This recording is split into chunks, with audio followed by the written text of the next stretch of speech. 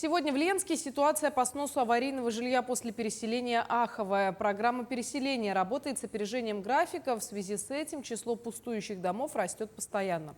Заброшенные двухэтажки стали объектом внимания детворы, а также лиц без определенного места жительства.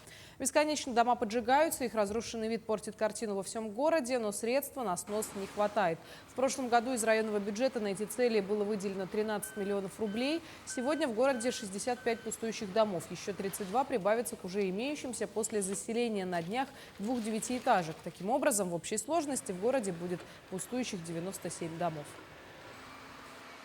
С депутатами и районом мы, конечно, отработали, когда планировали бюджет этого года. 47 миллионов мы получим. На снос это порядка 20-22 домов. Этого, конечно, будет недостаточно, учитывая общее количество. Ну, надеемся, получится торговка, надеемся, получим еще поддержку с района, чтобы все-таки все дома в городе снести.